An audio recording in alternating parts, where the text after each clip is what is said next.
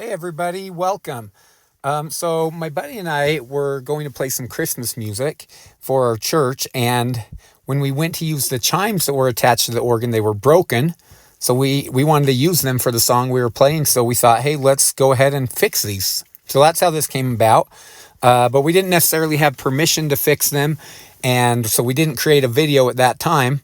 But I did take lots of pictures, and so we thought we would use the pictures to kind of pass on what we learned through this process. So first of all, this is a Maas. I don't know if I have no clue if I'm saying that right. Maas, but Maas Cathedral Chimes. There's a little tag on it that says what it is. But this is what they look like in our church, and really beautiful. There's a little hammer that pings the chime that makes it vibrate, and that's where you get the sound from.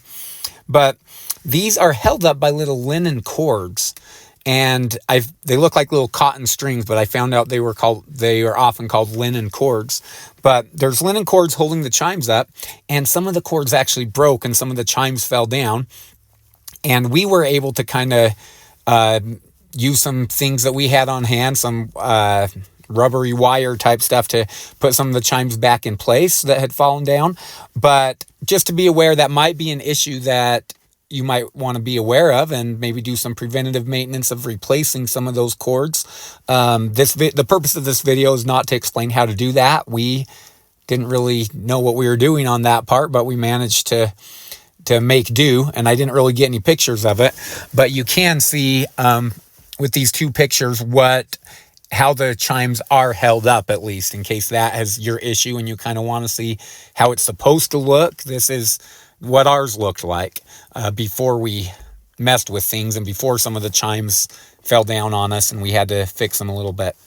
But the purpose of this video is to fix some keys that weren't working. So there was one key and another one that was kind of sporadic, that when you press the key on the keyboard, the hammer wouldn't engage to ping the chime to cause any noise, to cause the musical note. So we thought we'd look into it. So here's the process that we went through. Well, first of all, here's what our organ looks like. And that bottom keyboard is the one that controls the chimes. The other is just for the organ.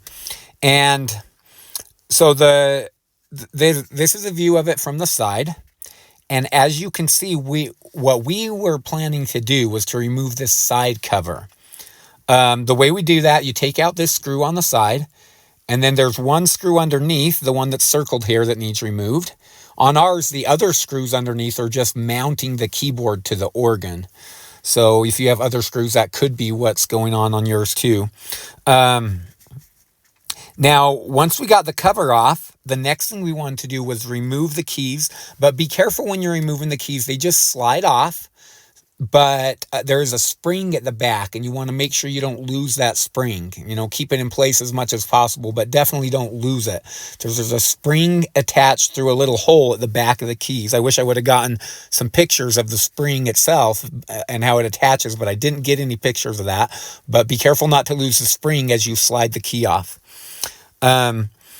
Anyways, once we got the keys off down to where we needed to get to the key that wasn't working, we discovered that what makes the noise are these little contacts that I've got circled here. And these contacts were no longer contacting because the one piece of metal had just bent too far down over time. And so it was a pretty easy fix in that regard. We just bent the metal up slightly so they would contact again. Obviously, if you bend it up too far, it's going to always be on. And if it's not been up far enough, it's not going to contact, like the problem we had. So you had to find that happy medium. Obviously, you also have to be careful to not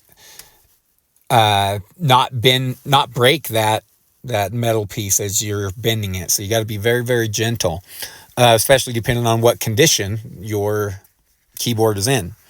But the key is to make those electrical contacts there so that they're able to connect again. And obviously you should be doing these repairs with the things unplugged. I should have said that, but obviously you're going to make sure that there's no power there as your fingers are in there messing around with everything. But the next thing once you get the contacts exactly right where you need them, you've got to slide the keys back on. But when you slide the keys back on, like I said, I wish I would have got more photos of this part, but when you go to put it back together, there's 3 spots that you've got to kind of get in perfect. You got to get them all in perfectly at the same time.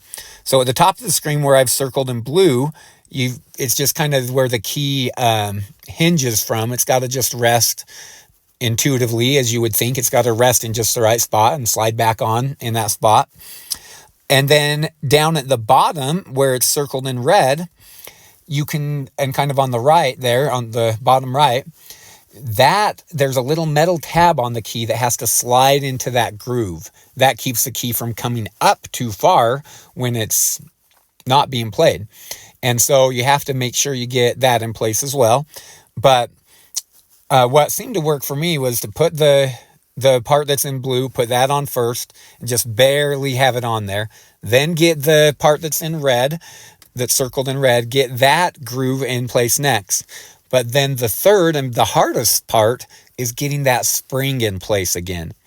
So the spring is what makes the key pop back up and not just fall down and constantly be resting, either flimsy or just always connecting on the metal because it's just flopping there. And so you got to have that spring to pop the key back up every time after it's played. But that spring just slides into a groove. Again, I wish I would have gotten a picture of what it looks like.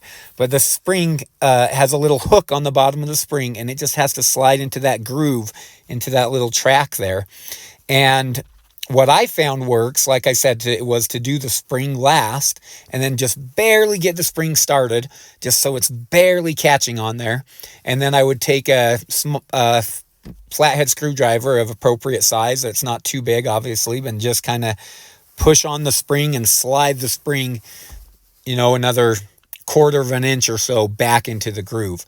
And so obviously, you got to be real careful when you're doing this. A lot of those old keys are going to be brittle, but lining everything up is key, and not putting extra pressure on anywhere that's going to cause something to snap is going to be key for you. But I would get the top part circled in blue on, then get the part that's circled in red on, and then circled in yellow, there's where you're going to have to line your spring up. And then I would get it started, then use a screwdriver to push it a little further along that track, and then just kind of keep sliding the key along back to its home base from there. Now, having said all that, I think next time I would actually do this differently. I'm not really sure that we really needed to take that side cover and everything off, because when I got looking at things at the end, I shined a flashlight up through the front of the keyboard, as you can see, and I have an arrow pointing to where I can see the contacts up in there underneath the keys. And so I would take like a perfectly sized screwdriver and very carefully, so I wouldn't break something, try to just get that metal contact and just pry it up a little bit so it's up where it needs to be. And very carefully, again, that you get the screwdriver in the right place, not breaking anything, and with the power off. So I would have tried that first if I had to do it all over again. So that might be something that'll be a helpful tip to help some of you. Without even taking it off, you might be able to get the screwdriver lined up perfect and kind of slide it in there to bend that metal contact up again to where it can make contact the way it's supposed to. I don't know, just a thought.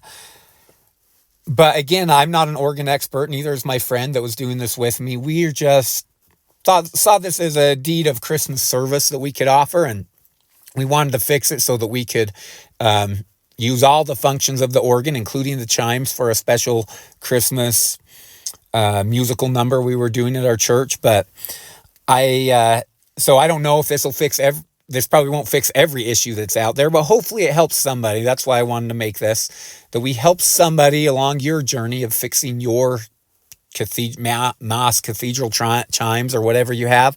Hopefully we can be helpful to somebody in your journey of fixing things. So again, there's probably going to be other issues that you're come across that's not the same issue that we had.